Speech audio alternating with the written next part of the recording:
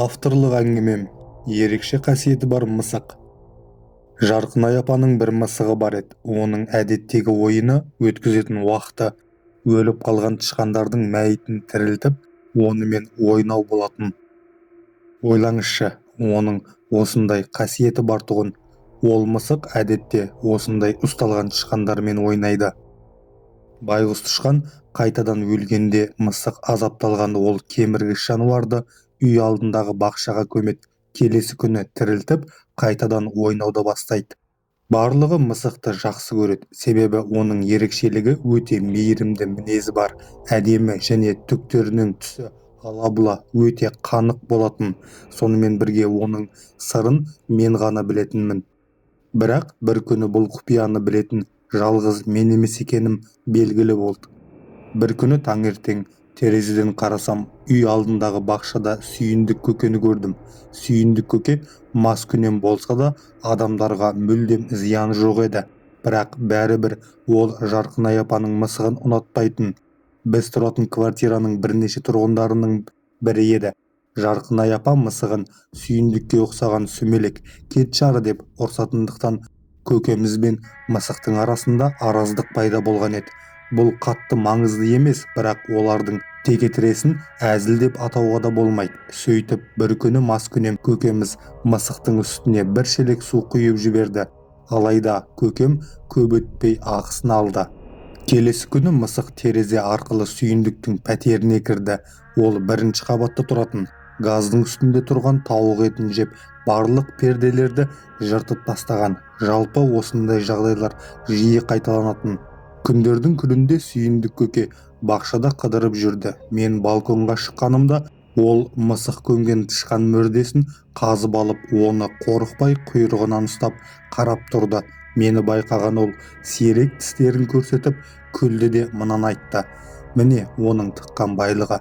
Қаппелем, саған көрсетейін" деді де оң қалтасынан бір нәрсені суырып алды.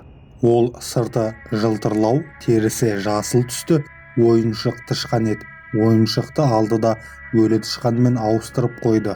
Енді көреміз деп езуін тартқан маскүнем шоңқұрды көміп тастады. Бұл ойыншықтың іші сымнан тоқылған екен, ал терісі 100% синтетикалық мата.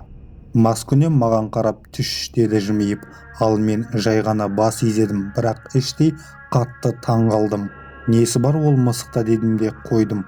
Жарты сағаттан кейін әдеттегідей Жарқынай апаның мысығы бақшаға келді. Ол тышқанды әдеттегі орнынан қазып алып, оған әбден таңдана қарады. Себебі бұрын көмген тышқан басқаша еді. Біраз отырған соң басқаша тышқан болғанына қарамастан өзінің қысқа дауысын шығарып мияу деді.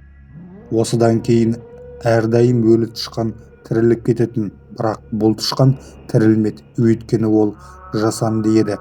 Және мысықтың қасиеті оған ешқандай әсер етпеді. Мысық мияуын қайталады, бірақ ештеңе өзгерген жоқ. Сосын тышқанды бір айналып тағы бір отырды да қайта мияулады. Тағы да ойыншық тышқаннан тіршілік белгілері байқалмады. Мысық қайтадан тышқанды айналып, қайтадан қозғалмай отырды және мияулады. Мен оның бұл жолғы мияуынан бастапқыда үрейді байқадым. Мысық қобалжи бастады. Бірақ бұл жолы да ештеңе болмады. Мысық қайтадан тышқанды айналып өтіп, қайтадан отырды. Мияулады. Ештеңе жоқ. Пластмассадан жасалған тышқан табиғи емес, жасыл жүнімен жылтырап, жерде қозғалыссыз жата берді. Одан тағы да не күтуге болады? Бірақ мысық тырысудан мүлдем бас тартпады. Мен мысыққа жұбату үшін асханадан бір нәрсе әкеп бермек ойым болды. Бірақ тағы бір мияулаудан кейін тышқан кенеттен қозғала бастады. Сымнан жасалған аяқтары тік тұрып, бірнеше ыңғайсыз қадам жасады да содан кейін жертөле тесігіне қарай жылдам жүгіріп барып кіріп кетті. Мысық оны ұстауға тырыспады да, тек көзімен оның артынан қарап тұрды. Мысықтың жүзіне қарап, ақыры тірілттім-ау дегенді ұқтым. Ал келесі күні сүйіндік ағаны психиатриялық ауруханадан келген жедел жәрдем алып кетті. Таңертеңгі 4-тер шамасында ол көршілерін қатты мазалайтындай айғай салған екен. Тұрғындар полициямен бірге оның пәтеріне кіріп, бір нәрседен қатты қорқып отқанын көрген. Тұрғындар мына бейнені көрген еді. маскүнем балғасын қолына мықтап ұстап алған, онымен қоймай асхана столына қойылған тумбочканың үстінде отыр екен. Пәтер қирап кеткен, пол, қабырғалар, жиһаздары жайрап жатыр. Ол бір нәрсемен қатты күрескені анық көрініп тұр. Ол алаңғасар жүзімен адамдарға қарап былай деді: "Ол точно ойыншық, пластикпен жай ғана мата", деп қайталай берді. Сондықтан оны дәрігерлер күштеп алып кетті. Ол 2 аптадан кейін қайта оралды. Тыныш, сабырлы, жүзі әдемі, ұқыпты және таза киіммен келді. Ол келе сала бірден мешітке барды, намаз оқып бастады. Жалпы сол оқиғадан кейін Сүйіндік көкеміз қатты өзгерді. Ол ішімдік ішуді қойды, дінге берік болды және уақытының көп бөлігін дұға жасаумен өткізді. Арасында көршілеріне, үй шаруасына көмектесіп тұратын болды.